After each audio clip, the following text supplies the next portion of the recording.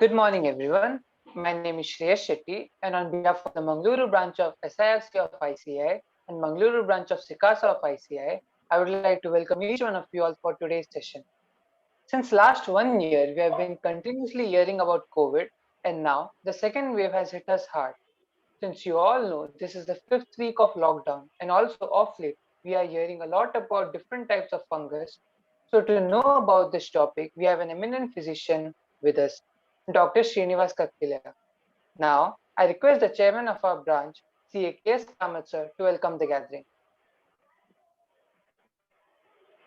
Eminent research person, Dr. B. Srinivas Kakilaya, sir.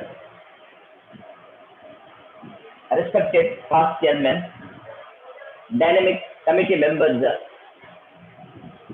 and dynamic SICASA committee members, secretary of our committee, C.A. Prasanna Chennai, chairman, SICASA chairman of our committee, Gautam Pai, senior members from our fraternity, aspiring PS, colleagues, friends, ladies and gentlemen, good morning to you. We have an anxiety, that is COVID-19. We heard this COVID-19 during the beginning of the last year, and after the lockdown, we resumed our work. Even we were prone to, our members or students were prone to COVID-19, and later we found that it is not so disastrous or fearful as we have thought. And we were relaxed till February 2021. But 2021, again we heard the two type of variants has joined club and a new variant is formed, and it is more disastrous compared to last year. And make the question still worse, we heard fungus. Again, fungus started to add the colors too. Now again we have heard, apart from the fungus, there will be a third wave which will affect even our children too.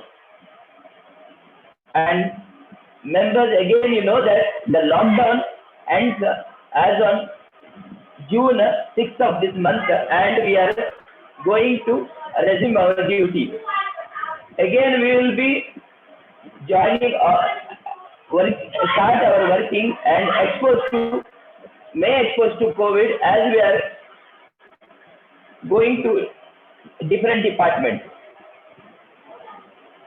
So, members, today we have with us eminent resource person, Dr. B. Srinivas Kakilaya, who has wide span not only outside community as well as in our fraternity. I had an opportunity of a couple of acquaintances.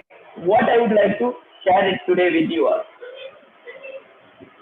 During the first instance, I remember my sister got diabetes during the second pregnancy, and even her gynecologist made her cautious and told, even you may have to take insulin every day. But fortunately, we could meet Dr. Kakilaya, and who has suggested a simple diet which has helped us to have a normal delivery healthily. Hats off to Dr. Kakilaya and for his suggestions. And I would like to remember the second instance, that with regard to myself. In spite of my regular exercises, I was adding my weight, and I was more concerned regarding it. And again I went to him, I showed my concern. Again he suggested simple diet which helped not only to reduce my weight up to 20 kg within a period of 3 months, even reduce my weight by 10 inches. It made me to change whole of my wardrobe. And today we have with us Dr. Srinivas Kakilaya, a great motivator even to the public also with regard to the health conscious. And sir, I would like to welcome you on behalf of Mangalore branch, and it is our we are Mangalore branch is grateful to you for sparing your time and joining us to guide us with regard to the COVID and other health tips. Thank you so much. Further, remember, as I've already told, June 6th, our COVID is going to our lockdown is going to end, and we will be interested to know what is this exactly COVID, what are these variants, how it is clubbed, whether it is harmful. Further, what are these fungus, what are these color to the fungus, and again whether there will be a third wave, and really it will affect even more than what is affected in the second wave. Again, any other variant may add. Further, we will be interested to know what about these vaccines. So, because already we know there are 2-3 type of vaccines: Covishield, Covaxin, and with regard to Sputnik also. So, some of the vaccine is having international recognition. So, if you want to go to abroad, so we have to we require international recognition also. Can we, whether this vaccine protects us from this COVID, and what about whether we have taken one company of the vaccine, can we go for another company of the vaccine for any international tour? To know all these things, our committee thought, along with the Sikasa committee, that we should call some of the research person to understand this subject. And today we have Dr. B. Srinivas Kakilaya. Before to conclude my speech, I would like to welcome all the members and aspiring peers to this program. I hope you will enjoy this program, and you will understand more with regard to COVID, or you will get it clarified today. Over to SC. Over to say. Dr. Srinivas Kakilaya is a consultant physician at Mangalore, Karnataka, who is practicing at Lighthouse Hill Road, Mangalore since 1992. He has special interest in metabolic diseases and public health. He is a columnist and author of Why Fear the Flu 2009, Arogya Ashaya 2016, Don't Be Afraid of Corona 2020 in Kannada, the first two having been awarded for Best Medical Literature by Karnataka Sangha Shivamogga, Karnataka Science Tech Academy, and Kannada Sahitya Parishad. He was also the co-investigator of malaria research projects with the University of Pennsylvania. He has been relentlessly writing and speaking on the scientific and evidence-based details of COVID-19 in mainstream media, air, TV, web portals, and social media since first week of March 2020. On behalf of the Mangaluru branch of SIRC of ICI and Mangaluru branch of Sikasa of ICI, a very warm welcome to you, sir. And over to you, sir. Thank you, Kamath, for that very kind introduction, and good to see all of you. So many of you, I think more than 60 of my esteemed professionals of Mangalore. Good morning to you. I do not know whether you have had a discussion of this kind, either in an open session or an online meet regarding an illness. So that is, what do I say? Little unfortunate that we have to discuss an illness like this. But in a way, it is good that you are interested in knowing the facts about COVID and my perspectives on COVID. Me and my wife, Dr. Balasaraswati, as some of you already know, have been working on the relationship between metabolic disorders and diseases. Me as a physician on the relationship between metabolism. When we say metabolism, it's about what we eat and how the food that we eat, affects the various systems in the body. See, after all, every vehicle, whether it's a car or a jeep or a bus or a scooter, all its functions are related to the fuel that is filled into the tank. So similarly, in the human body, just everything that happens inside the system is obviously related to the food that we are eating, and that is called metabolic medicine. So today there is a lot of understanding, much better understanding on how various foods that we have been eating rightly or wrongly or contributing to disease. So my area of interest over the past 15-20 years, in fact, my dissertation as a PG was diabetes. So I've been interested in diabetes since then. So diabetes is one of them, blood pressure, hypertension, obesity, heart disease, even cancers. These are all being listed or clubbed together as related to metabolism and the food. And my wife, my better half, Dr. Balasubramanian, has been now closely studying how skin diseases like diseases of the skin which are increasing by the day, like acne vulgaris or psoriasis or vitiligo, and their linkage to metabolic syndrome. So naturally, when the new virus broke out in China, we started following it very closely, as we always do. Why I am saying this is, see, you're all professionals, so you understand the importance of following up the changes in the laws and the various clauses, the minor changes that may come. So you are well versed with all those, and you are supposed to know that, and you know that.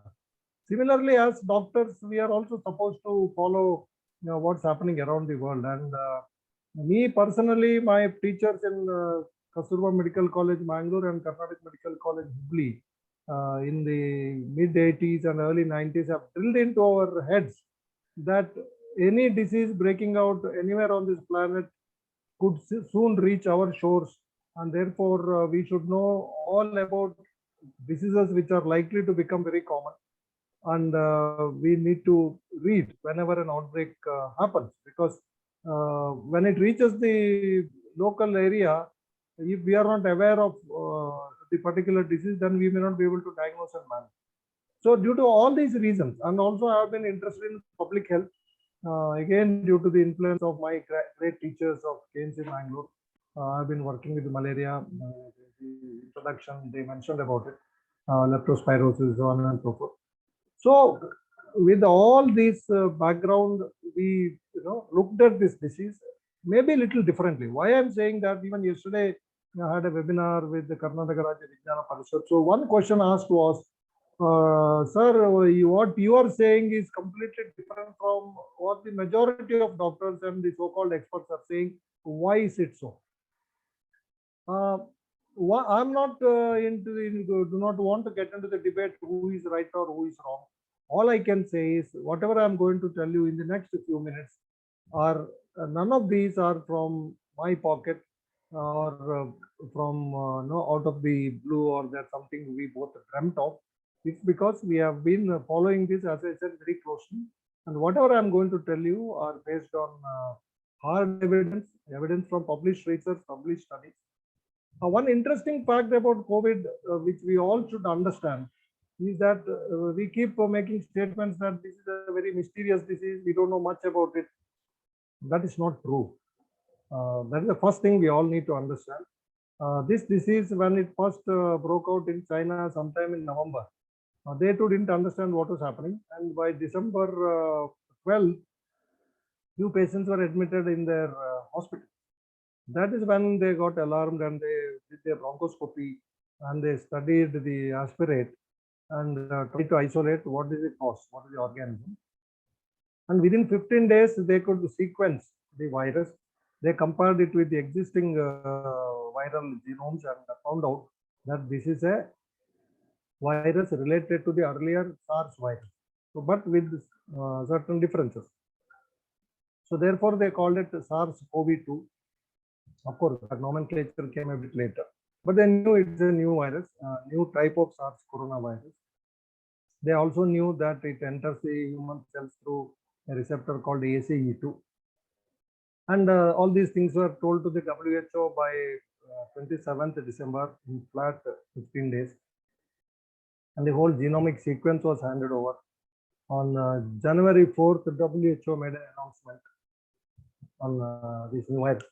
So, and by February end, the Chinese doctors published the data of about 72,000 patients who were admitted in China, in Wuhan, with all the clinical details.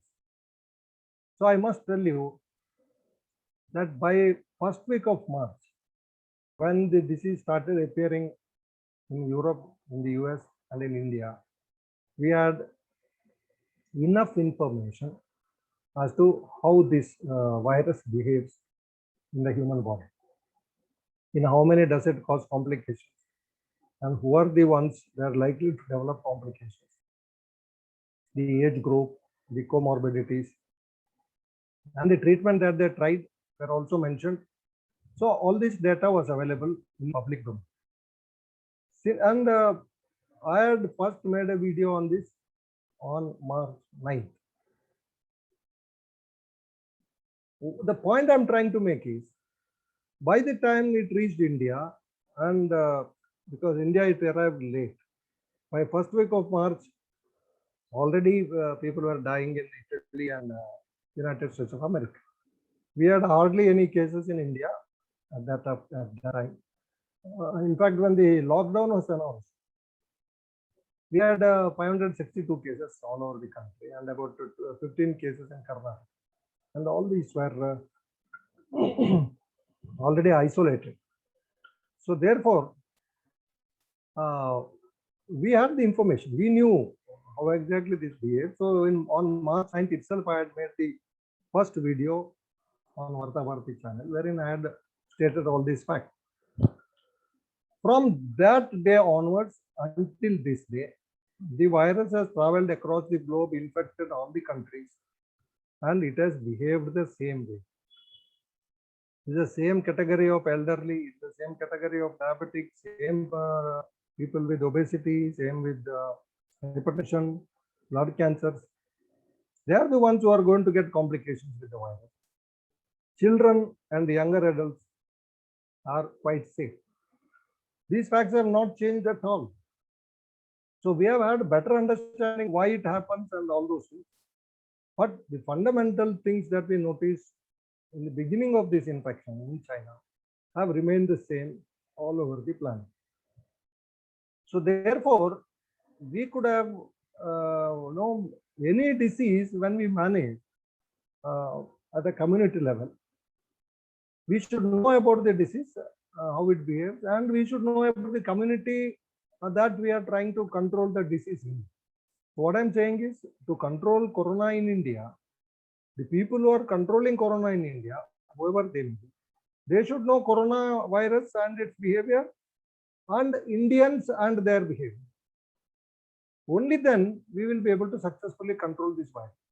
A model that is tried in China, lockdown, etc., may not be possible to be replicated in other parts of the world. A model that is done in New Zealand or Sweden may not be relevant or possible in India. So my voice is strained out because of talking so much. My family keeps saying, you have been talking too much the last 10 days. Anyway, please bear with me.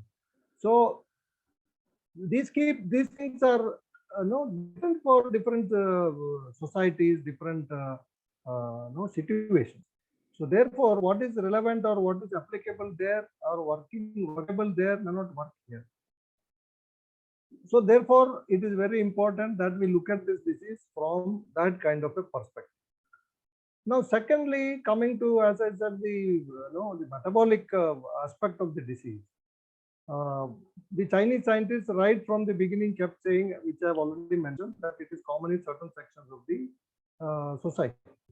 And that struck our attention, me and my better half. So we started reading or looking at disease from that angle. And in April, when there were about 196 deaths in India, I'm talking of April first week last year, 2020, we did a study on our own. Now we compared the data of India and China and UK and Italy and US. And then we, for our own information, we made a small report for ourselves. And of course, we put it in the WhatsApp groups and the Facebook page for our friends to see. It's not a publication or anything. And if you go back and read what we had written then, so we had pointed out, now today I can, if I can use the word proudly, but I don't want to, but I can boldly state that when at the point of time that we had made that observation, there are hardly any papers published on that. So it was probably a good observation made by us. And what we wrote was that it appears that across the planet, this disease affects metabolic syndrome. So metabolic syndrome is what I have already told you. So it is something like what my Petrov at that point of time wrote, and we put it on the report. This looks like a pizza pasta disease. So the deaths are far higher in developed nations, very clearly showing that whatever infrastructure you may have to save the patient, whatever ventilators, whatever ICUs, whatever big gadgets you have, you are not able to, this disease simply overruns those facilities. So what is important is to understand that it is related to metabolic syndrome and to warn our people or educate our people that you need to take care of your metabolism if you really want to prevent this disease from causing complications in you. So we kept on writing about it, we kept on talking about it. And in August last year, we also published a book, Corona Hedera Dirona. Maybe that is one such book in any language in India, because everybody at that point of time and even now are scaring the people, creating that fear that this is a very deadly disease, so on and so forth. So in that book also, we had very clearly delineated all these points.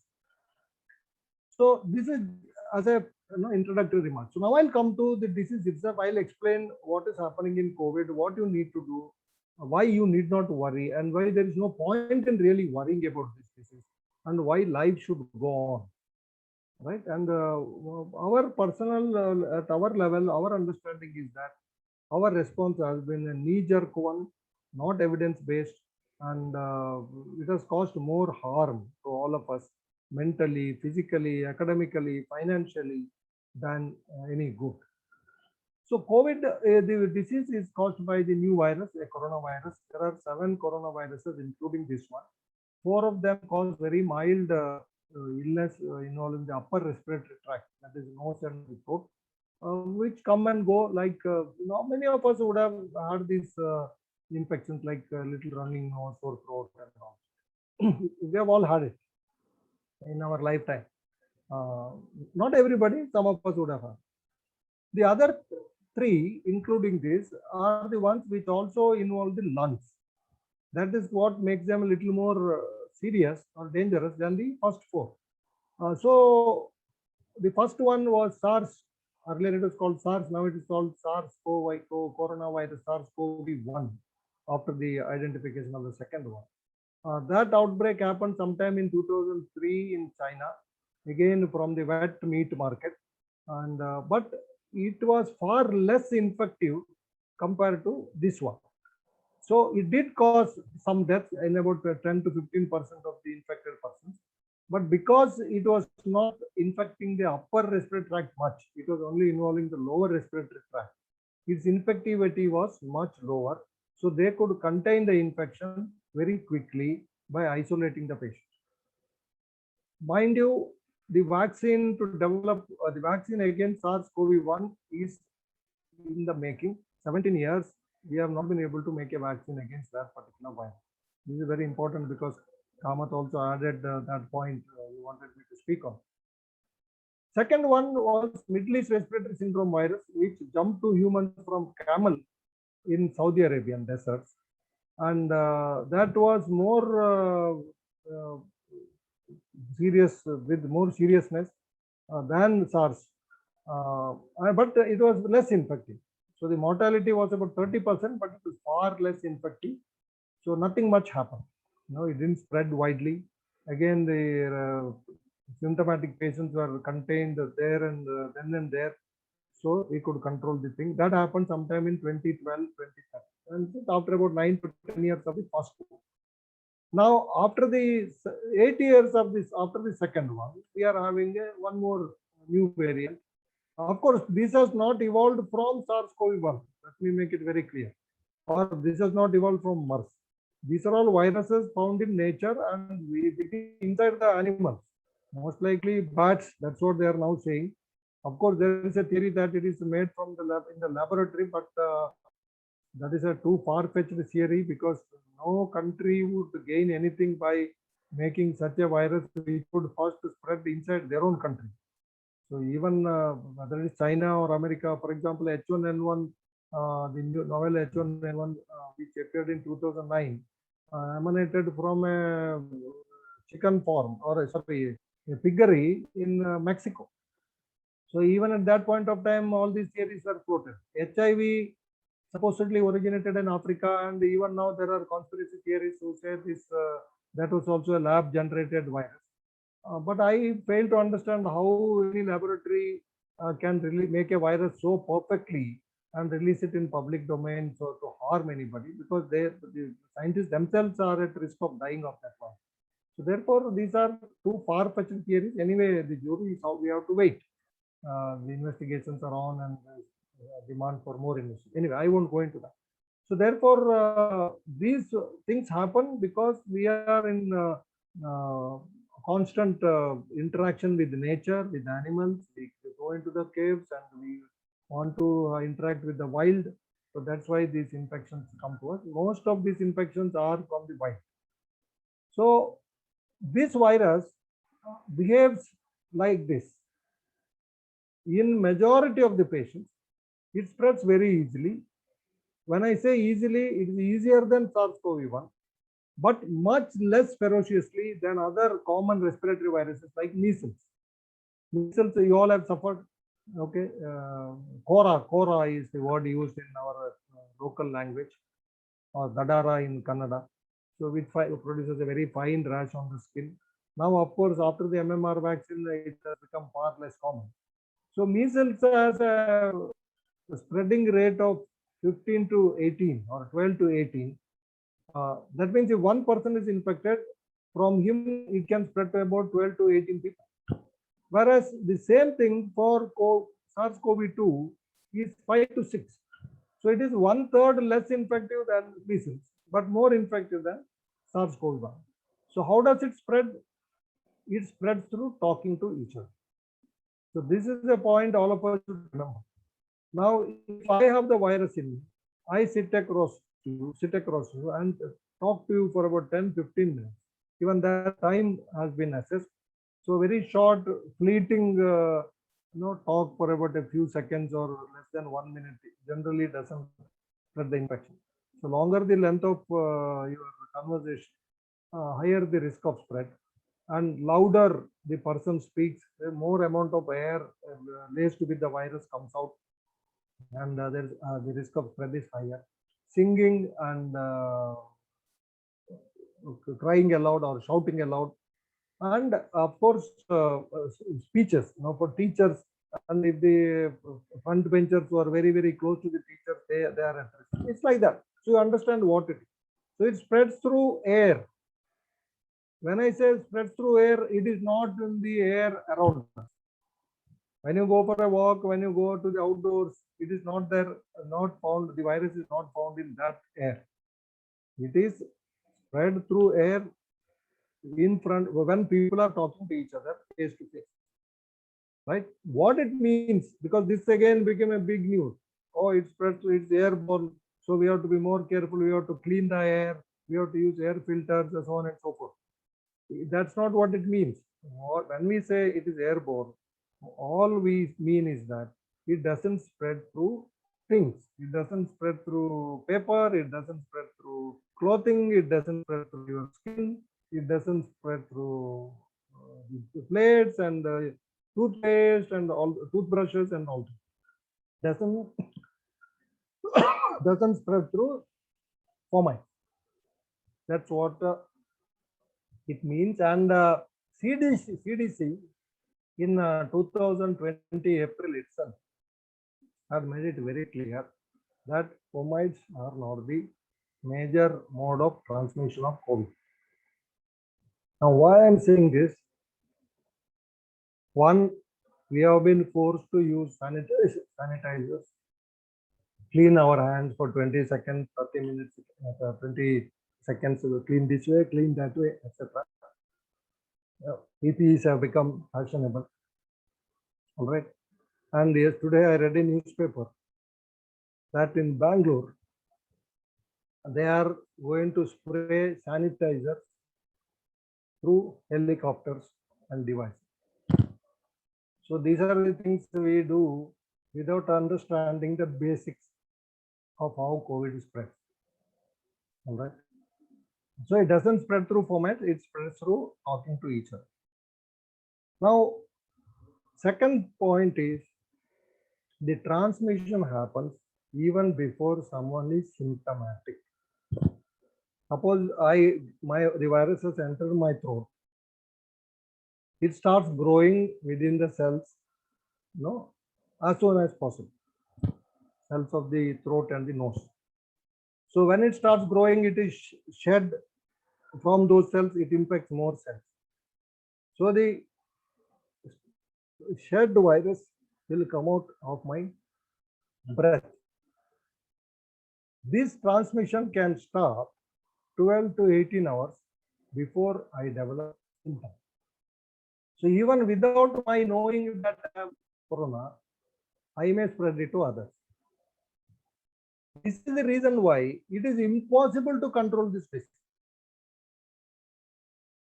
This is another thing we all should remember, and this is what I had stated on March 13th last year, when a lot of people pounced on me, when I said corona has spread from China, it has come to India, it is going to be for centuries together, its spread cannot be controlled.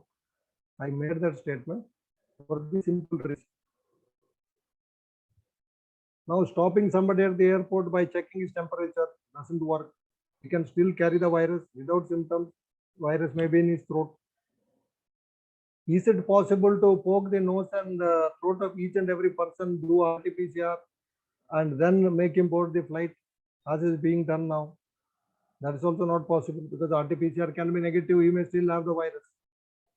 Or RT-PCR may be positive with 3-4 particles there, he may not be really infected. So these are impractical things. That is why no country has been able to stop this. If at all it had to be stopped, the Chinese authorities should have stopped anybody with the positive test to fly out. But now there are reports emerging that even before the Chinese doctors and scientists realized that they had identified the virus, few people would have flown off. So therefore, it is impossible to stop any new virus except slowly spreading ones, to be stopped at its origin or at its destination. So corona spreads. You can't stop it really. We have to first understand this and accept this philosophically and scientifically.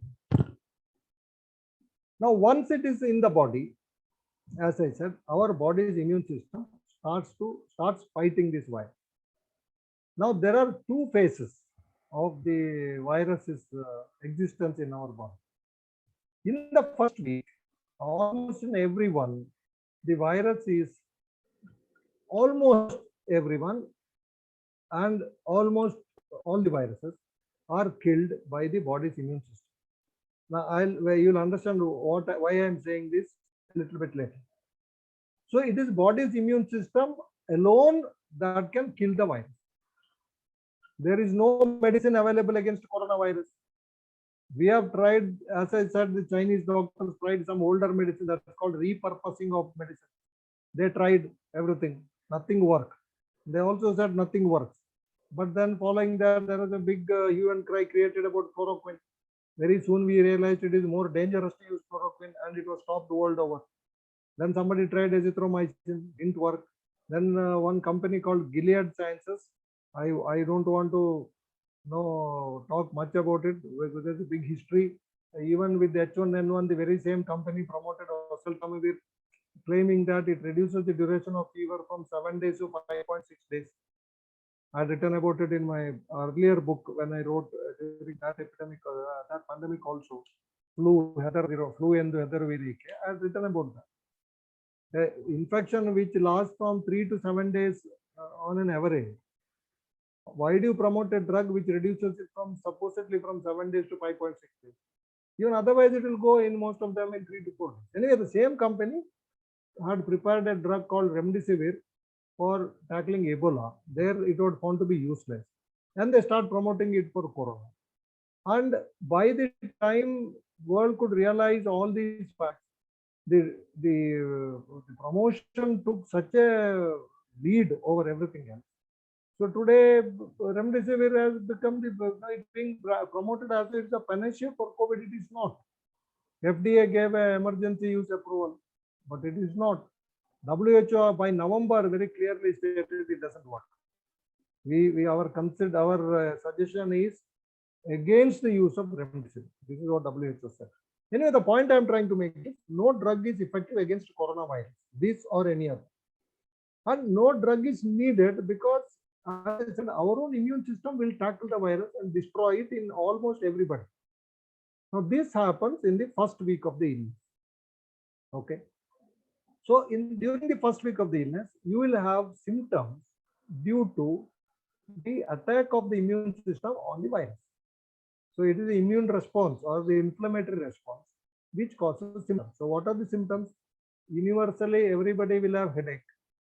That's very common. Most of them will have backache and body ache. They will have sore throat, pain in the throat, because that is where this fight between the immune system and the virus goes on. So there will be swelling and irritation and pain. They will have some irritation in the nose. Some of them have running nose also. Okay. And because the virus infects the cells of the nose, there will be loss of smell, which has been identified. Even this was also reported very early, last April itself. That loss of smell is a very predominant and interesting symptom of COVID and a very specific symptom of COVID. So that happens in about 90-95% of the patients. Then loss of taste. Loss of taste is again because the inflammation that is happening in the body, which is common. Even if you have flu or malaria, you will have loss of taste. The same thing happens in corona also. So loss, headache, body ache, sore throat, mild cough, and loss of smell, loss of taste. And in about 20%, there may be diarrhea, loose motion. These are the common symptoms of corona. It happens because of the virus infecting the throat and the nose and the immune system fighting against. Now, as the immune system gets an upper hand in destroying the virus, by about 4 or 5 days, the fever comes down and all the symptoms disappear. In some patients, this immune system fails to control itself. It controls the virus very often, but it fails to control itself. So immune system is like a car. I give this analogy whenever I speak on this topic. Immune system is like a car. You switch on the car, ignition, turn the key or now press the button, and then press on the accelerator, and you go on accelerating to the speed that you need. As you reach the destination, you release the accelerator, apply the brake and stop the car. Same happens with the immune system. Ignition is the virus or the bacteria entering your body. There are policemen, the white blood cells and other cells of the immune system which identify the invader. Immediately, it triggers the immune response. As the viruses or the bacteria grow, immune system also increases its response. And as the virus or whatever pathogen is destroyed and the numbers come down, the immune system comes to know that it has its mechanisms of identifying. It comes to know, okay, my job is done. There all the enemies are thrown away. So the immune response now decelerates, the speed comes down and brake is applied and it stops. That should happen in everybody. But in some patients where the immune system is dysregulated, like in a car's analogy, the brake failing or the accelerator being pressed too much, right? What will happen? Your car will crash. Same thing happens in corona patients, COVID patients. the immune system fails to, either it accelerates too much, generates lot of these chemical mediators which are designed to kill the virus. These are called cytokines. Too much of that is produced.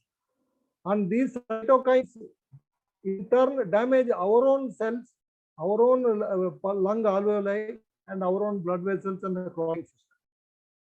So this is called cytokine storm. So when that happens, there is damage to the lung alveoli. So fluid starts accumulating there. So that hampers oxygenation. Then the oxygen level in the blood starts coming down. And in some people where the clotting mechanism is affected, they will have blood clots in the lung, or heart attack can be triggered, or stroke. Stroke can be triggered. These things happen. So these are the complications in COVID. Now this happens due to dysregulation or failure of the immune system to control itself. Now this dysregulation is directly related to metabolic syndrome. People who are obese, they already have higher inflammation. People with diabetes, they already have higher inflammation and dysregulated immune system. Heart attack itself is an inflammatory disease. That high inflammation is what is causing the thrombosis even otherwise. Stroke, same thing. Hypertension, same thing. So it is people with these problems who already have pre-existing dysregulation of the immune system or higher levels of inflammation inside them. COVID causes complications or becomes severe in those patients. So therefore, COVID gets worse in patients who have these diseases. In those in whom the COVID worsens, they had these underlying diseases without even being aware of them. See, diabetes, for example, you will know you are diabetic only if you are doing the blood sugar, otherwise you will not know. Now there is a paper in Lancet very recently wherein they said in a younger population, even a body mass index of 23, what is 23? Just above or on the upper limit of normal body weight. More than 25 is considered as overweight, more than 30 is considered as obesity. So 23 is what? Just on the upper limit of normal weight. So a little tummy also is a risk factor for. I'm not trying to scare you that everybody with this should get worried. No, I'll give a solution to that also. So the point is, very often we keep saying, oh, he was all right, he had no premorbidity, he looks good, oh, no, he was fit, he was exercising, yet he succumbed to COVID. So those who already have known diseases are likely to have severe COVID or a worsening of COVID. And in whom COVID has worsened, COVID has unraveled the underlying disease which was undetected until then. That is the point I'm trying to make. So therefore, someone who is perfectly normal, someone who is having a very healthy diet, which I'll mention a little later, someone who is exercising regularly, will very unlikely develop complications due to COVID. So in the first week, corona infection is controlled by the body's immune system in almost everywhere. But when the immune regulation goes wrong, in the second week, the complications appear. So the point is, almost all of us should take care of the body's immune system, keep it healthy and well regulated, so that we all can control the coronavirus within a week itself. But if it goes wrong, people who are above 60, 65, diabetics, obesity, I have listed already. These are the people who need to monitor their, particularly, they need to monitor their oxygen saturation. So this I had stated in last April itself, that people should be home isolated. They should not be allowed to move around, because there is nothing that is going to be achieved by doing RT-PCR or whatever. Because even if you do RT-PCR, as I said, what to do? There's no medicine to be taken. What is the big idea of doing a RT-PCR test? Anyway, when I wrote that, I was condemned black and blue by everybody. There are messages on my WhatsApp thread. It said, what kind of a doctor you are? Corona is such a serious disease, people will die like flies, and you are saying they should be sitting at home. But I had written that to the government. and made a public statement in March 3rd week, not even April. Based on what Italian doctors wrote, that please don't call these patients to hospitals. Hospitals will be overcrowded. Nothing that you are going to do there. 99% or more, it is a self-limiting illness. Don't call. So with that report tagged to my state plan of action, I had sent it to the government on March 22nd. Now the same government is saying state. Anyway, that's a separate story. So had we done that in March itself at the beginning of the illness, told the people that look here, it doesn't cause any harm to majority. These are the people who need to be watchful. Others should take care. You should stay at home. Don't go out. If you go out, you will spread it to everybody. And inside the house, you see that you don't spread it to others. If these things were very clearly told to our people, would they not have done that? They would have done that. But we chose to do the opposite. We tried to frighten people and created all kinds of confusion. Anyway, so in the second week, you have to monitor your oxygen saturation, because that is the earliest manifestation of severe or indicator of severe disease. Just have a pulse oximeter, which is a very simple device. And if the oxygen normally is 97 to 100, if it is less than 95, starts coming less than 95, that is the time you need to get alarm and you have to alert your doctor. Okay, you should not wait till it comes to 85 or because it is too late. And it is less than 95, you have to seek medical attention. Generally, most of these patients will help slowly with the oxygen supplementation. 70 to 80% of them will be all right in 4 or 5 days or 6 days of only oxygen. Because by giving oxygen, you are helping the lungs to recover. But if they deteriorate further, then we will have to give higher oxygen. We may have to give steroids or antithrombotic agents. These are the only two things that work. I said this is a hyperinflammation, so we try to control the inflammation with steroid. Mind you, steroid should not be used in the first week. In the first week, we need the inflammation. We need the immune response to attack the virus. So if you give steroid during first week, you are allowing the virus to grow. Steroid should be used only when the inflammation is too much and it damages the organ. That happens in 4 or 5 per 1,000. So therefore, it should be given only in those patients in the hospital, limited dose, limited duration. If there is evidence for blood clotting, there are tests that we do. We have to give anticoagulation. That again in the hospital. So these two medicines plus oxygen, only that is useful. Nothing else is useful. Most patients will recover, though even those who have complications. But if they deteriorate, then we may have to put them on ventilator. If they reach that stage, then on ventilator, about 50% will succumb, 50% may recover. So this is what happens in COVID. Now, I said it is. I have explained how metabolism and these things work together. We see COVID as a triad of new virus, new food, and a new lifestyle. New food is the sugars, sweets, the fruits, the fruit juices that we are eating every day now. Many people have the feeling, and many doctors are advocating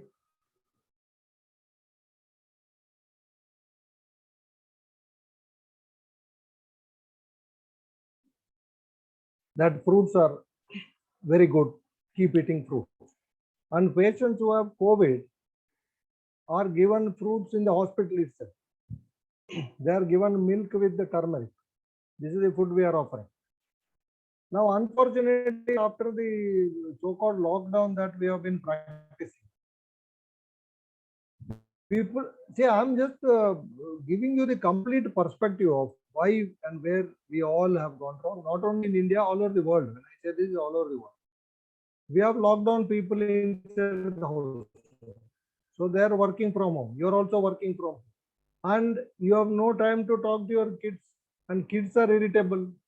Appa, Amma at home, but they are not talking to me. They are in their own world. And you are working more than usual, 13 hours, 14 hours. Okay, because work from home, when there is no direct interaction, I am told that the efficiency is much lesser, right? So you have no time to cook. You have no time to go and buy the groceries because of the lockdown. So you end up eating bread, biscuits, and all this. Now, all the studies from all over the world have very clearly shown that these lockdowns and work from home situations that we have created have led to weight gain in children as well as adults. Second thing we have done, by locking down, there is no physical exercise. Very recently, there was a paper in British Journal of Sports Medicine, which tracked 60,000 patients of COVID. And they, by questionnaire and other things, they analyzed the data and they found that people who had continued to walk for 30 minutes or more per day had far less incidence of complications due to COVID than those who were sedentary and sitting at home. So what have we done by locking down? We have shut down the gyms, we have shut down the stadia, we have shut down the swimming pools, we have shut down everything. So people are sitting at home. They're not even allowed to go out for a walk. So exercise is very important in keeping our immune system healthy. So therefore, if you really want to win over COVID very easily, you need to keep your immune system in, good health. And how do you do that? Avoid foods and avoid lifestyle which dysregulate the immune system. And those foods are, as I already said, I'm repeating, please note this and please follow this from today itself. That is the best vaccine against COVID. You read today's newspapers, the headline reads,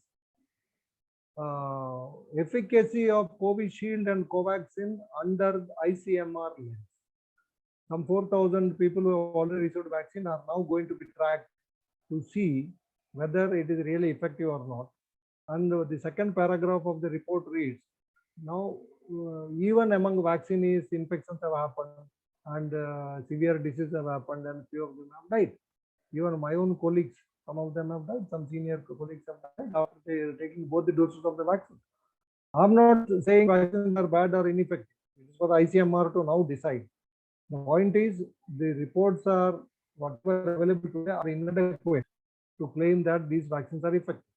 But the diet that I'm going to tell you is proven to be effective because it, as your own colleague just now said, it reduces obesity, it controls diabetes. That's exactly what you need to do to control COVID also, because COVID is directly linked to metabolic syndrome. Because the new coronavirus enters the human cells through a receptor called ACE2, angiotensin converting enzyme 2, which is the key for controlling blood glucose, controlling blood pressure, controlling vascular health, controlling immunity. So what the virus does is it hijacks this key itself. It takes away the key. So your blood sugar control goes haywire, your immune system control goes haywire, your blood pressure starts going up, and your inflammation starts rising. So it becomes a vicious cycle. You can't do anything about the virus, I told you. You can't stop it from coming to you. Just by talking to somebody, you're going to get it. How are you going to stop it? You're not going to stop it. Even vaccination is not going to prevent you from getting infected. Even the companies themselves are not saying this will prevent the infection. They'll only say, even today, Dr. Gagandeep Kang has written a big piece in Hindu once again, saying that it is enough if the vaccine prevents severity and death. Even that is not assured. So they have given up on the vaccine preventing the infection. So we all should be prepared to get the infection today or tomorrow if you have not got it already. So you can't do anything much about the virus. And as I said, there's no medicine available. So there's no point waiting for, when will the medicine come? No, don't wait for, not needed. Your body's immune system will take care of it. But you take care of the immune system by controlling food, number one. So what food? Completely, whether you have COVID or not, whether you are obese or not, whether you have diabetes or not, follow this diet. Number one, no sugar. No sugar in any form in your coffee, tea, no sweets, no chocolates, no ice cream, cakes, pastries, all of that, please give up. Okay. And jaggery, honey, and fruits are also sugars. Give up. Anybody may, no, I don't need anybody to agree with me. But what I am saying are facts from scientific literature. Your table sugar is sucrose. What is sucrose? Those of you who have had your PUC science would remember, or BSc would remember that table sugar is sucrose. Sucrose is glucose plus fructose. And what is fruit sugar? It is fructose. So it is the fructose which causes all these problems. So therefore, no fruits, no fruit. Then you should reduce the glucose also. Where do you eat lot of glucose from? From bread, from biscuits, from noodles, from pizza, from pasta, and all these things. And too much of rice and wheat are also loading yourself with glucose. I'm not saying give up rice and wheat completely, cut them down. Then what else to eat? Good food, which are our natural foods, which are healthy for us, are vegetables and all the non-vegetarian stuff like eggs and fish and meat and all this. And nuts. When I say nuts, I mean tree nuts, cashew, almonds, pista, walnut.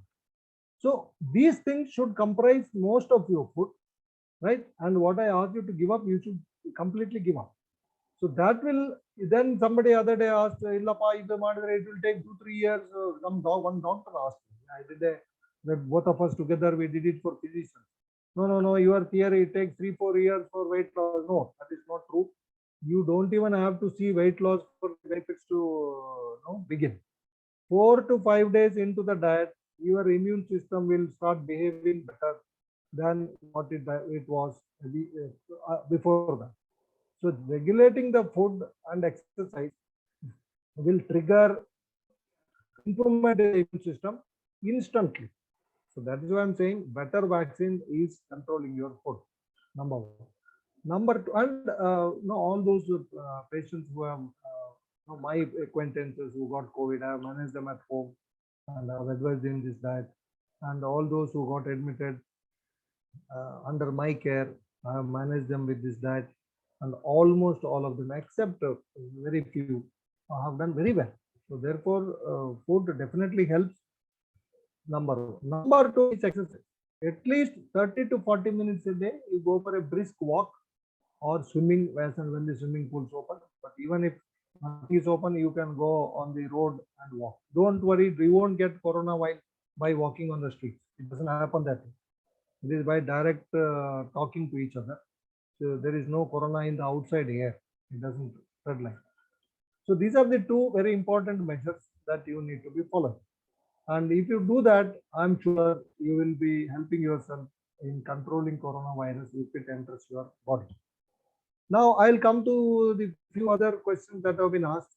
Now lockdown, I have almost answered. And if there are any specific questions, we will discuss again. It's a very hot topic, so you can ask me specific questions on that. Now about the black fungus or white fungus or any colored fungus. See, we are living amidst, as I said during the course of this initially, that we are living amidst microbes. There is no running away from it. There are microbes everywhere. There is microbes on the skin. There are microbes in our own intestine, in our mouth, in our nose. We are living with microbes. Only when we have newer microbes which tend to attack us, we get sick. Otherwise, we are living with microbes only. And when they attack us, our body will take care of them. But some infections our body fails to control, and that's when we succumb. And for that, if it's bacteria, we have antibiotics. You know that. So,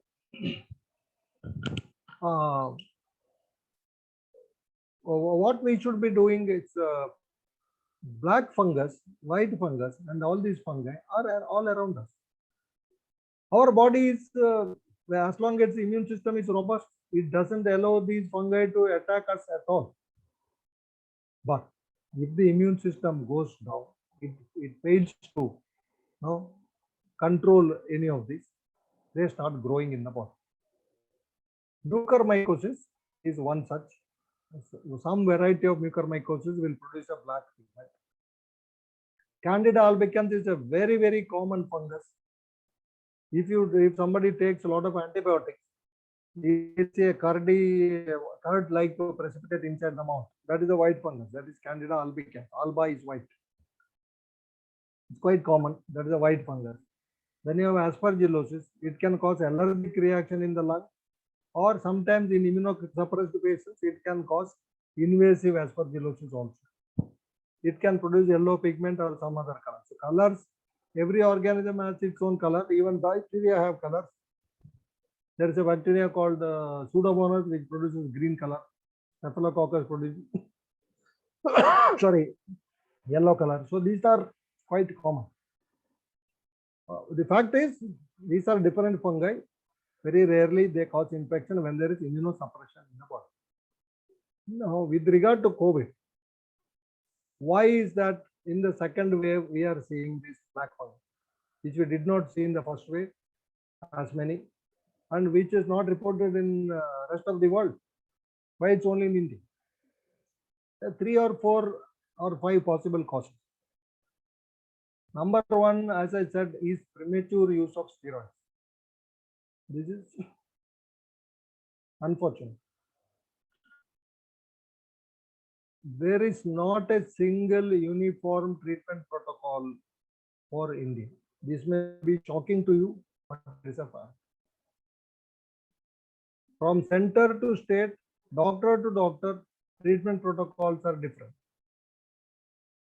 Some civic bodies have released handbills listing steroids for patients on home isolation.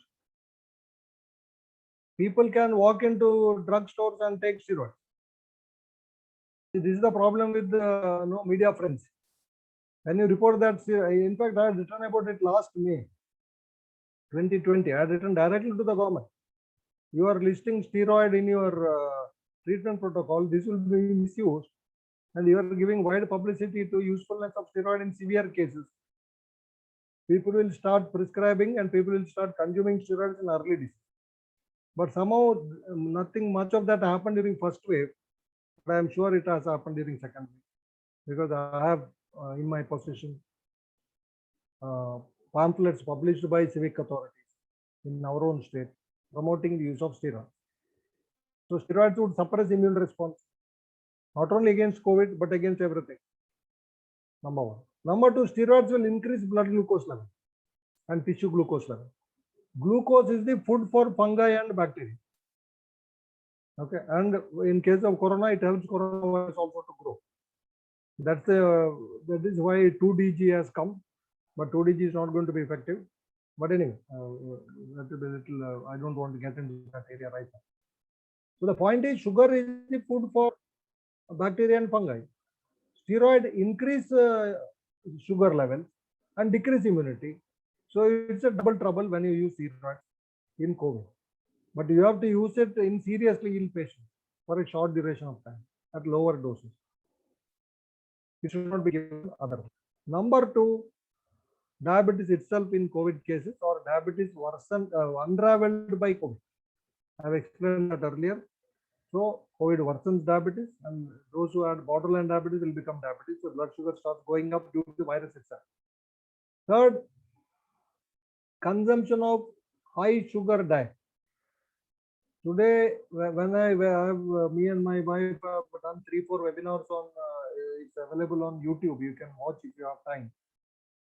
4 sessions we have had on food in COVID.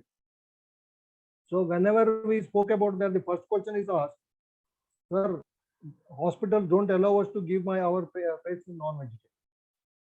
So there is a pervasive, what do I say, idea that non-vegetarian food is bad. It is actually the other way.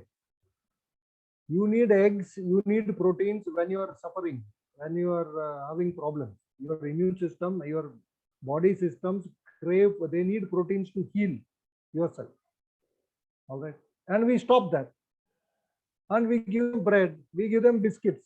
You go to any hospital today, the primary food being given to these patients is bread and biscuits. And lots of fruits and fruit juice. So this is the third reason why mucormycosis is worsening. So you are giving steroids which suppresses immunity and increases sugar. COVID itself increases sugar and worsens diabetes. Okay. And you are feeding patients with sugar, fruits, and bread and biscuit. The fourth one probably is smearing ourselves with cow dung and all these things.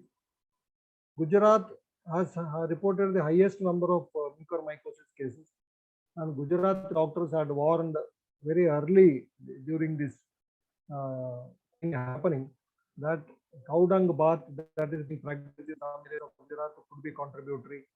So they had advised them to stop doing it. And there could be other vegetative matters. I don't know what people are doing now under the craze of this alternative therapy. Poking a lot of other things into their mouth and throat and all that. We don't know what these people are doing. The fifth one, which some ENT surgeons and others have drawn attention to, is continuous repeated steam inhalation could be damaging the oral and the nasal mucosa. That could be providing entry for the fungus to enter. Damaged surface allows the fungus to enter. Then, as All India Institute Director stated, soiled mask usage.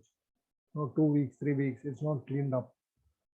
Now, that could be another. So, these are the reasons why black fungus is causing the infection. It is a serious infection, but very, very rare. So, if you can take care of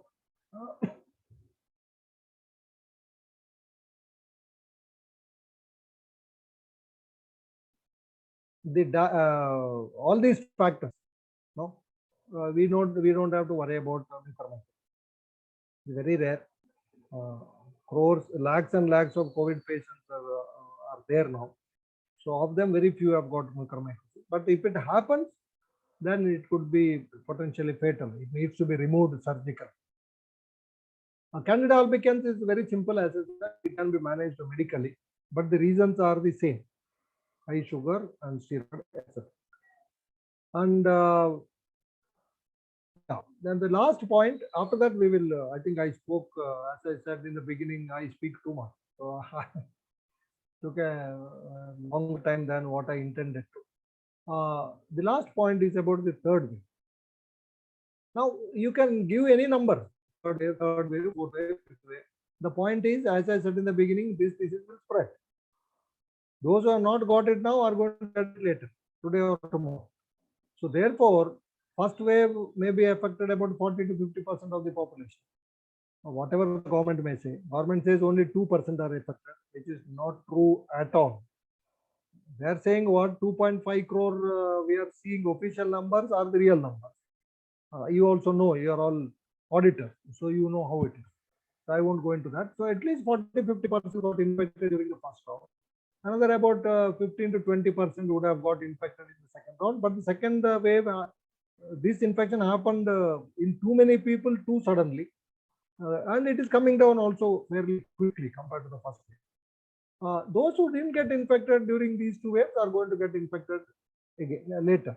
That can happen in groups, or it can happen as one by one. If it happens one by one, we would call it as endemic or sporadic. If they are happening in clusters, you could call it as maybe a larger number we would see, but definitely those waves will be lesser than the first and second. Even the second wave, number wise, total number wise, I feel would be lesser than the first wave. And when all the things settles down, we will exactly know. It has to be lesser than the first wave, whatever.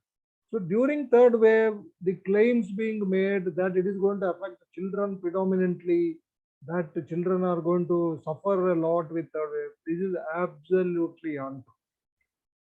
As I told you, the disease has behaved the same way from December 2019 in China to May 2021 in India. It has behaved the same. During first wave, about 12 to 15% children among the infected, children getting infected made up 15% or 12% of the total. Their population about 37 to 38%, but among the infected, they were about 12 to 15%, meaning children get less infected. Chances of getting infected are less than adults, and children deal with it very, very effectively. Hardly they develop complications. The mortality in children is also very less. Total, I think about 80 children have died with COVID in Karnataka out of maybe about 20,000, 25,000 official figures. Children are very few. And those kids who died did not, of course, COVID was there in them, but they did not die of COVID. They died of their underlying illness, like congenital heart disease or kidney disease or liver disease. So therefore, children, the parents need not panic at all. Children will get it, like adults getting it, children also will get it, but they will manage it very well. And those households, your own households, if you had COVID, your children also would have got infected. They would have had fever and running nose for a day and they're all right next day. They have had it and they have recovered. So therefore, blaming children as though they could be a potential cause for spread. That's what they said the whole year last year. In fact, I had written to the Honorable Education Minister. I told him, why are we criminalizing children? Why are we keeping the schools closed? Now we kept the schools closed for more than 1 year. Did Corona get controlled? No. So you're all very educated. You know the importance of education. Please ensure that at least this year they open the schools. Otherwise, that is my biggest concern, because in November last year itself, we started a campaign, Vidyarthiya Nade, Shalaya Kade. We also filed a writ petition in Karnataka High Court. But the education minister, he is on record stating that I entirely agree with Dr. Kakila and your team regarding reopening the schools. But nothing happened. Schools did not reopen at all. Children have already forgotten. They have forgotten conversation. They have forgotten their friends. They have forgotten all the skills that they learned. So if you are going to keep the schools closed for 1 more year in the name of this impending third wave, we are going to completely destroy their future. So therefore, it's a sincere request. You all should apply your mind onto this. Nowhere in the world schools are now closed. Schools have been opened long ago. WHO, UNICEF, and all the organizations have very, very clearly stated that shutting down schools are unnecessary. They are not going to help anyone. They are not going to prevent deaths. They are not going to prevent infection. Teachers are not going to be infected through kids. So therefore, third wave may come, may not come. Even if it comes, it will be like the second wave only. Children are going to be far less infected than adults. Children are not going to have complications due to COVID. So they are safe. And children are not going to be vaccinated at all. Studies are not over. So let us not say, let us wait for the vaccine and then send kids to school. That's not going to happen. So I'll stop here. So I took, I think, almost 1 hour 45 minutes. So very, very long session, 1 hour 15 minutes. But it was very nice interacting with you. You are so patiently listening. Any questions if you may have, I'll try and answer. Good morning, Dr. Sir. I'm audible, Prasanna? Yes, audible. Good morning, sir. We have received a couple of questions, but before that, Kakila sir has very clearly stated that the illness can be avoided, but how do we translate this illness into wellness by regulating our food? And he gave us a two topic mantra. One is regulate food, and the second is exercise, which is a good takeaway for all of us. As he said, that staying back at home has only put on weight and increase the metabolism that he has covered. Sir, we have received a few questions in the course of your talk. One thing was you said having biscuits and no sugar and no glucose, wherein biscuits, which play an important part as our evening tea snacks. With the tea, we usually have it. But now vegetables and such things may not be a replacement with the biscuits in the evening. What can be a suggestible food item the evening time? Yeah, if you don't mind spending a bit of money, but you can consider it as a premium on your health insurance. Nuts are a very good option. Cashew, pista. When I say nuts, I said tree nuts, not ground nuts or peanuts. You can use cashew, you can eat badam or pista or walnut. These are the 4 that are available here. But they're very rich in energy, very rich in fat-soluble vitamins, very rich in all the minerals and antioxidants, everything. So a fistful of any tree nut is an excellent snack. One more question is, sir, what is antibody test and also IgM versus IgG. If my IgG level is 15, does that mean I have COVID possibility? Yeah. No, antibodies, there are three kinds of antibodies that we generate when we are exposed to a virus or bacteria that attacks a surface. Okay, IgA, that is very specific to the surface that is infected. Then IgM, that comes next, but it disappears quite fast. And then IgG, which is a long-lasting antibody. Okay, so in COVID, you will generate all the three when you get infected. But when you take the vaccine, you are going to generate only IgM and IgG, not IgA. So in a sense, if you have got infected and recovered, you should be happy because you would have got all the three. All right. Now, this titer which you asked is 15 or whatever. That depends on the kit that is being used. Each kit has its own cutoff value, but most of them have 1. Some of them have 4 as cutoff value. Some of them have 9. You can check the report. What is the cutoff value of that kit? If it is generally 15 is definitely above the cutoff value. That means you have been infected and you have good levels of antibodies. And once you are infected, you are immune for the rest of your life. You don't have to worry about COVID at all. Okay. The next question is it true that after recovery from COVID fully, some people develop feet swelling, other organ problems like kidney damage, etc. due to COVID? What are the long-term effects of getting COVID? Yeah, see, kidney damage and stroke and heart attack, all these are not common. But what COVID does, as I said, it worsens the pre-existing disease. Okay, it worsens inflammation. So those who have heart disease, involvement of the blood vessel of the heart, it can trigger a heart attack. Okay, or those who have the problem with the brain blood vessels, it can trigger a stroke. Similarly, it may worsen pre-existing renal disease.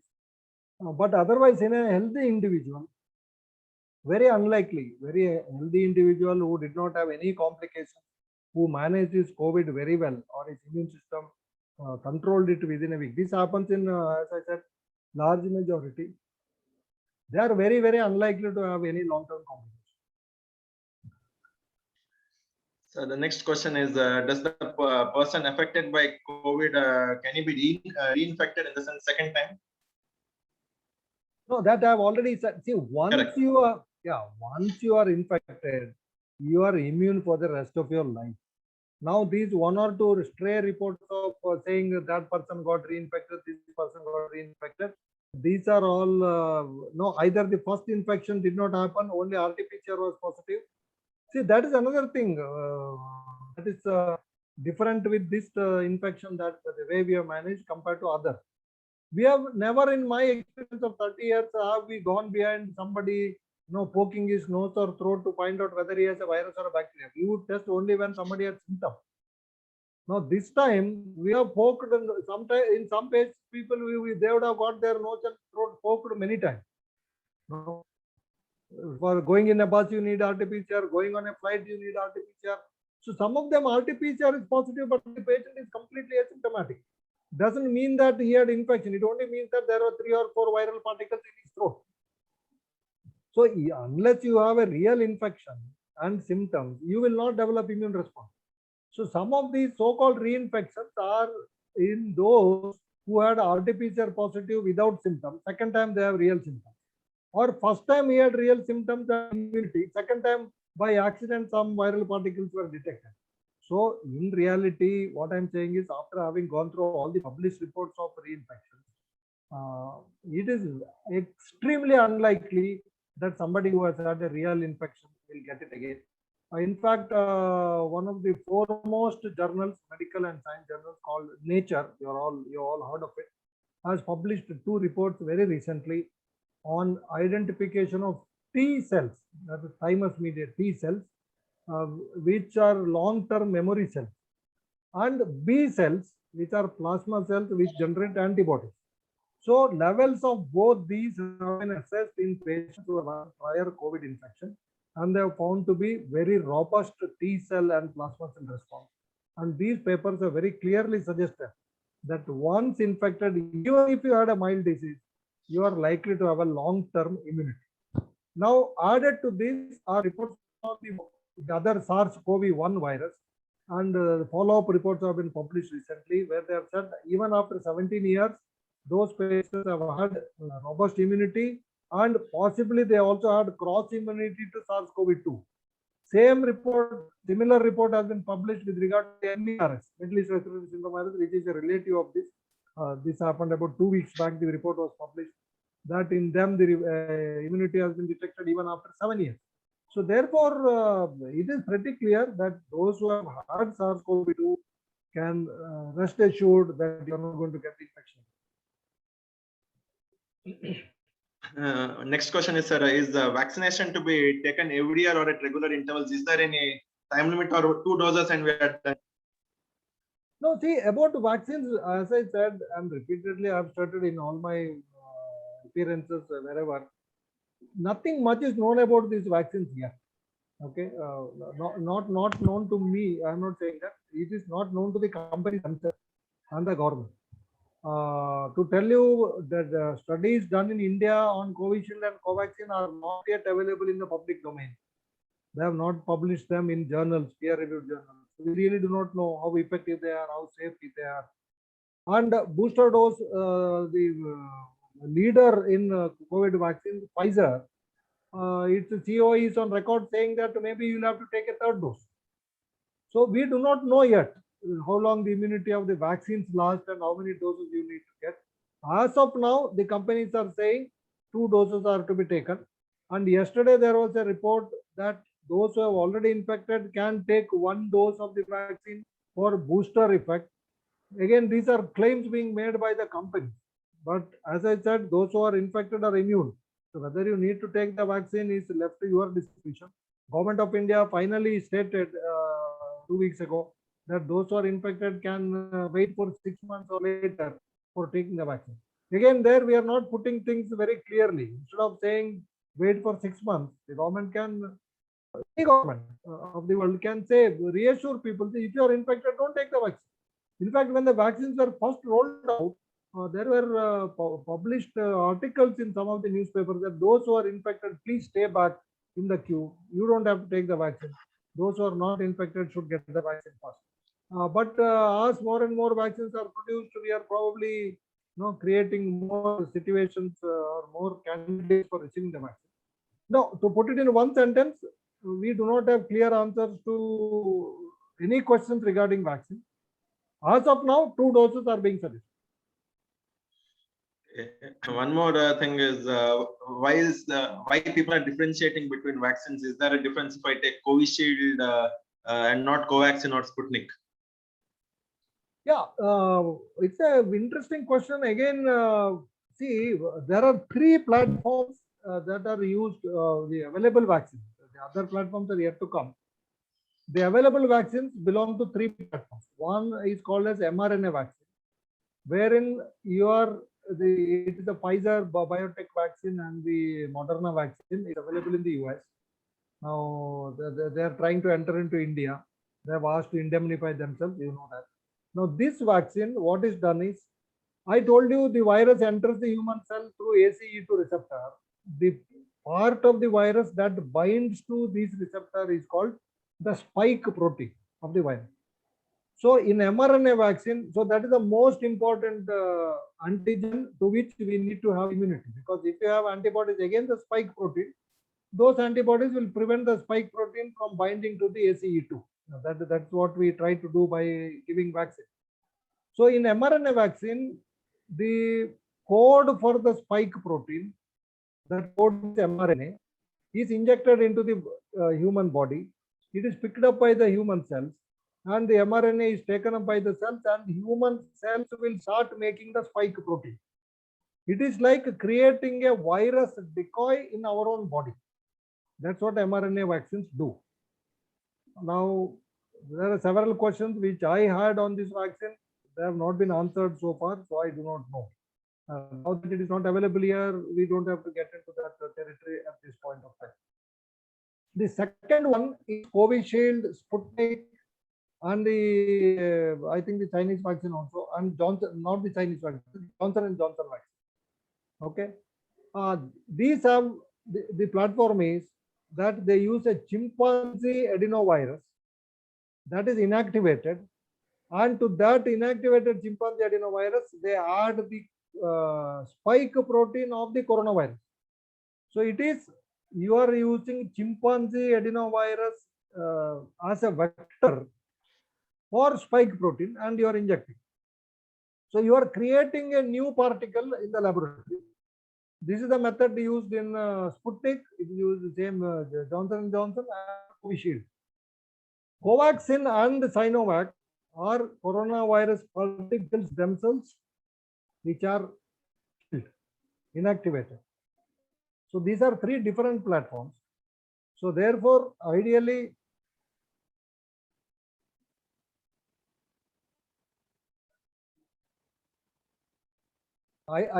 you need to take the same type of vaccine. I would not suggest you to change the platform. So the next one is, do we need to take vaccines or not? You have already said that it is an individual discussion left to us. And what if taking one slot and the next slot is not available, or we do not end up taking? Now that for Covishield, they have mentioned a gap of say so many weeks, or Covaxin 28 days. If suppose we miss out on that, what is the consequence? Yeah, by missing out, there are no consequences. You are going to develop limited amount of antibodies. That's all. And after first dose, if you get the infection, you need not take the second dose. That's what I would suggest. So if a person had corona. So the next thing is the fruits that you mentioned, which contain sugar and all those things. What kind of fruits should we avoid, and what are the ones that we can intake just for health benefits? When I say fruits, better to avoid. Sorry, better to avoid all the fruits. No fruits can be recommended. So if person has had COVID once, just any issue if already and recovered. Any issue if already affected persons and a person and recovered takes medicine, Covaxin. No effect. It may act like a booster dose. May act as a booster. So more or less the questions that have come are done. If there is anything, kindly I request participants to put in the chat box. We are almost done with the questions that have been posted now. Gautam. Oh. Dr. Kakila sir had given a time up to 11. We'll ask him also whether he is available. Yes. It is already 11:03. We'll ask his. If I have questions, I don't mind 5 minutes. Sir, is rice considered a bane for weight loss?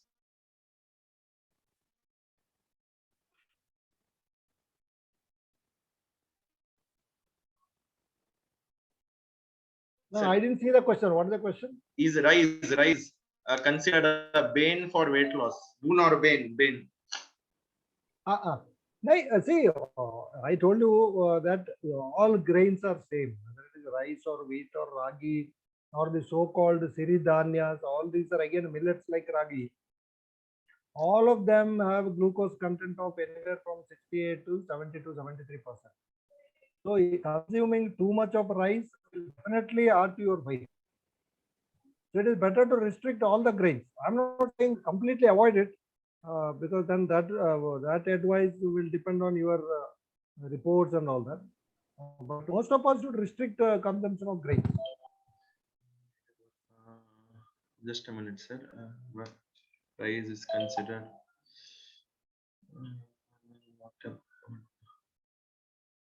Sir, can you just repeat what is it? The diet prescribed, sir. Just in because one person has missed out. He just wants to know in What do you Yeah, think? What? Yes. yeah, that prescribed is you should. I'll tell you what you must give up. That is most important. Give up sugar completely, and all sweets and even artificial sweeteners. That is your jaggery, honey, fruits and fruit juices. Among the fruits, maybe only fruit you can use is avocado. That is butter fruit, because that is essentially monounsaturated fats. You can use them, but otherwise, better to give up all the fruits. And then you avoid all the processed foods like bread, biscuits, noodles, pizza, pasta, all packaged foods. Cook at home, like our old timers, they used to do eat at home. You do that and avoid all the fried foods. Ideally, you should give up refined oils. Better to use coconut oil or olive oil, and no to refined oil. So essentially, this is what we, and the milk and milk products also. The milk has its own problems, particularly for growing children. It promotes abnormal growth of the hair on the face. Particularly for girls, it can cause so many other issues also. So therefore, milk should be avoided by everybody. Definitely for children, don't give animal milk. No sugar, no, and the claim that it will give additional calcium is also not true.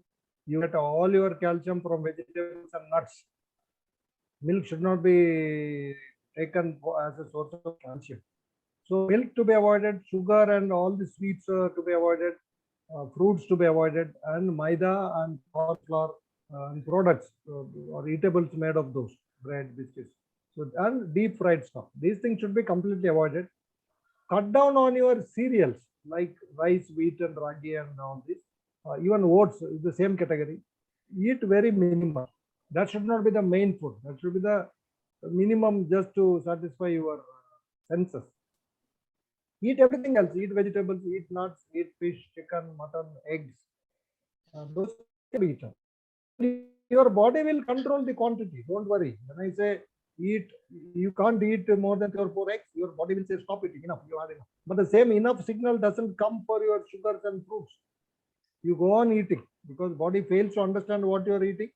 So it permits you to eat. That is another reason why we have all these problems. Sir, whether asthmatic patients are likely to get COVID or lung infections or even others? Yeah, it's a very interesting question you asked. See, asthma is not listed as a potential risk factor for severe asthma. This is very interesting because asthma is a completely different problem. It is not a metabolic problem. It is due to allergy and other issues, which are again partly related to food like milk and fruits. But it is not related to metabolic problem as I described earlier. So asthma by itself is not a risk factor for severe COVID. But if somebody has already compromised lung, severe asthma with the compromised lung function, maybe COVID can cause some issues. But otherwise, asthma by itself is not a risk. I'll take one last question, sir. DRDO has launched a tablet. Is it effective? Yeah, I did mention that. See, I have been saying all along that it is glucose which is worsening the disease, whether it is mucormycosis or COVID or whatever. What DRDO has brought out is 2-deoxyglucose. It is an analog of glucose. It is just glucose in a different form. And the hope is that this will block regular glucose or natural glucose from acting in support of COVID. But there is absolutely no data that it is going to work. Now 2DG, see, cancer cells also grow by using glucose. This we have known since 1930s. Nobel Prize was awarded for that discovery. So 2DG is being used for at least has been tested in cancer patients, but there it has not shown any benefit. So therefore, see what is happening with regard to COVID treatment is we just want from government to doctors to everybody, we just want to show that something is being given to this patient. No, that is actually unfortunate. Now you look at the treatment. I have written an article in News Minute about 3 weeks ago. I did mention that there is no uniform treatment protocol in India. I am calling this unfortunate because from corona is there everywhere. COVID has affected each and every country. But every other country has made it very clear to its people that look here, there is no treatment available, no treatment needed. Stay at home, take paracetamol. If there's any problem, contact us. We have not done that. This is all the state governments, and the central government, everybody in India, and all the doctors, all the medical associations. We have not said this very clear to our people. What we have been doing is, you try that, you try this, you take chloroquine. Even today, the ICMR guideline for treating home isolated patients include chloroquine. Chloroquine has been dumped by the world long ago. So this is a problem. So now we are introducing a new one called 2DG. It is like igniting false hopes in our patients. I would rather say there is tell the fact that there is no treatment available, no treatment needed. Take care of your food, take care of your exercise, and monitor yourself for the first week, and thereafter, if you are having a continued symptom, monitor your oxygen. If the oxygen drops, go to the hospital. That's all you need to do. Only tablet you can take it paracetamol if the fever is quite high. Otherwise, nothing. You will recover. Don't worry. More or less, Before to sir, I'll finish That's off. We have taken quite a few questions. There are a few more which, due to paucity of time, we'll just pass it on to sir, and as soon as we get answers, we'll share it to the participants. And in the meantime, our chairman has one question to ask. Yes, sir. Please come on, sir. Sir, actually, to ask you, this diet only burns fat or even muscles also? Because the gym instructors were telling that this type of diet may even burn muscles also. But muscle is very important for us, and it will give energy also. Muscle. Can you put some throw some light on this, sir? Any class? No, see, this is another issue now. Gym instructors have also become diet experts, and everybody is an expert on diet. See, muscles will be eaten up when you are not eating enough proteins. All right. See, our body has a system of generating energy from muscles when you are not eating enough energy. Okay. Energy can come for human beings from fats and sugars. Now, sugar is not the primary source of energy for human beings. We need very little sugar, that is glucose, at 6 grams per day. That 6 grams of glucose you will get from vegetables and all these things. You don't have to eat rice and wheat and all these things. If you are not eating glucose at all, zero, for example, for a week or 10 days, then what happens is your body fat will be metabolized and it will be mobilized to produce ketone bodies, and that will form energy. When that is exhausted, when nothing else is available, proteins will be used by the system in the liver to generate glucose. That is called as gluconeogenesis.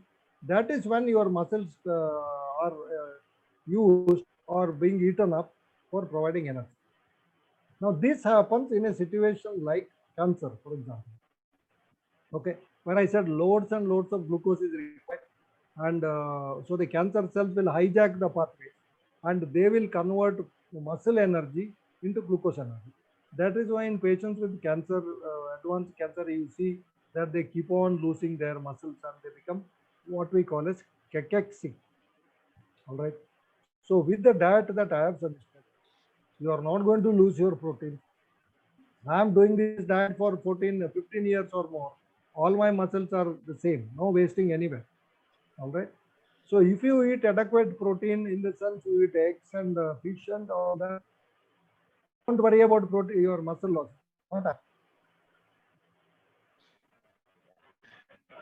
Over to Prasanna. Yes, sir. Yeah. Yes, Prasanna, Yeah, sir, thank you very much. And Prasanna will take over. Our secretary of the Bangalore branch committee, C.A. Prasanna, will take over for vote of thanks. Thank you, Chairman sir and Gautam for handling the question and answer session. So, good morning, everyone. It is evident from the today's session that most of the rumors we heard or the wrong apprehension we had about the COVID and its effect on our health system have been cleared by Dr. Kakilaya sir.